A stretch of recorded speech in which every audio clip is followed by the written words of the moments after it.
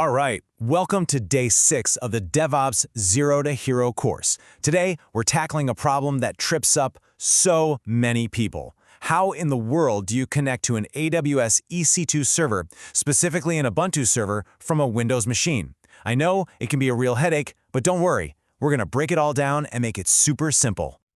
But before we click a single thing, let's talk about my philosophy for pretty much everything. I am a huge believer that if you understand why you're doing something, the actual steps become way easier, and you'll actually remember them later. So, we're going to focus on the concept first. And to make our lives easier, we're going to use this amazing tool called MOBAXTERM. Seriously, this is my go-to recommendation over the old-school tool PuTTY, especially if you're just starting out. Why? Because it completely eliminates a really common roadblock, which we'll see in just a minute. Okay, let's dive in. So here's our game plan. First, the core concept, the why.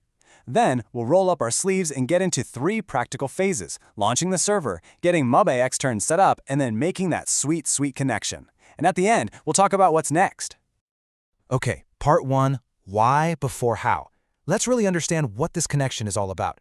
If you get this part, I promise, the rest of this explainer is going to be a walk in the park. So whenever you fire up a new server on AWS, what they call an EC2 instance, it gives you 2 absolutely critical pieces of information. The first is its public IP address. You can think of this like a street address for your server on the internet. It's the unique location we need to tell our computer to go find. The second piece of the puzzle is the private key. AWS hands you this special file, and it always ends in .pem. Now, this is not just a password. It's like a super secure, one-of-a-kind digital key. When you knock on the server's door, it's going to ask, hey, who are you really? And you show it this key to prove it's you. It is crucial that you keep this file safe. And this right here is the whole reason we're using MOBAXTERM. It all comes down to how our tool handles that key.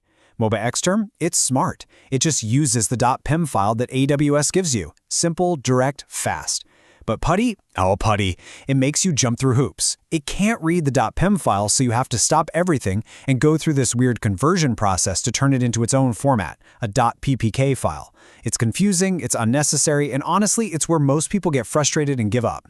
We are skipping that entire headache. Okay, now that we get it, we need an address and a key. Let's go get them. Time for phase 1.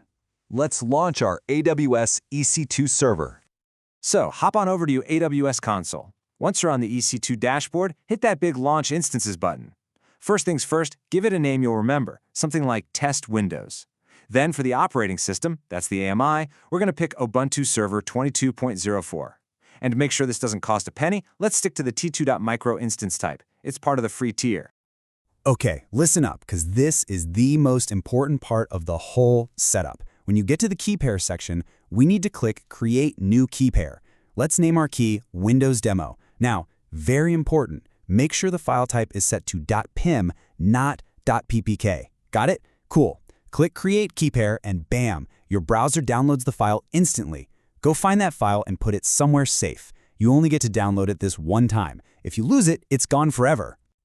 Almost there. Before we hit the big button, just a quick sanity check on our network settings. Make sure auto-assign public IP is enabled. We definitely need that address. And then check the security group settings to confirm that SSH traffic on port 22 is allowed from anywhere. That's basically opening the virtual door for us to connect. Everything looks good? Awesome. Click Launch Instance.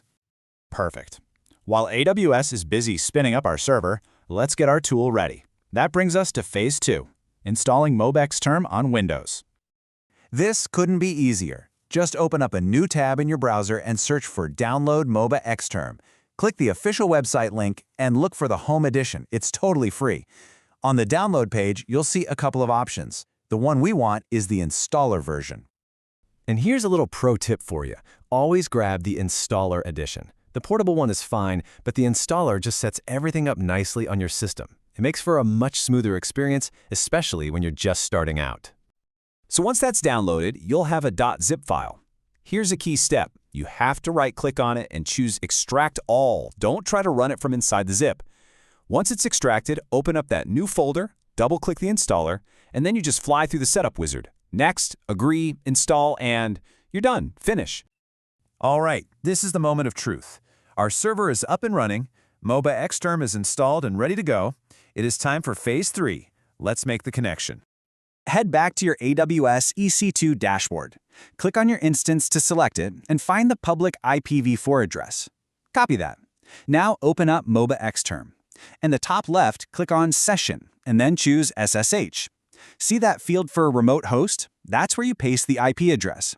And for the username, on a standard Ubuntu server from AWS, it's just Ubuntu, all lowercase. Okay, wait a second.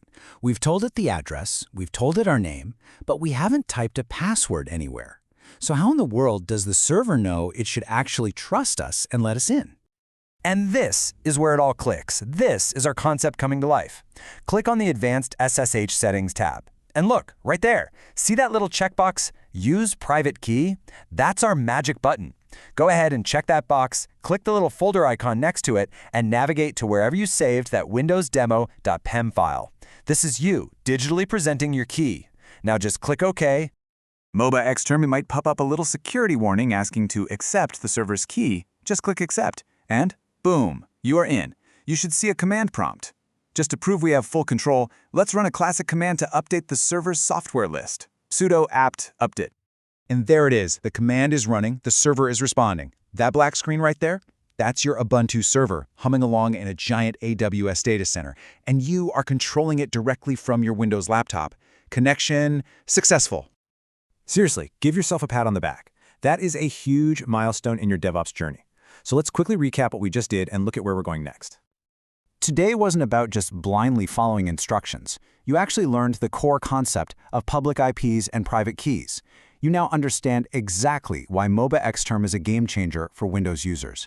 And you've gone through the entire end-to-end process of launching a cloud server and connecting to it securely. So you've mastered the manual connection.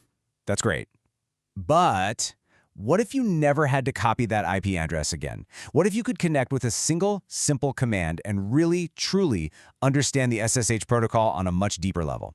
Well, that's exactly what we're going to cover in Day 7. So make sure you follow the channel for the rest of our 45-day course. I'll see you tomorrow.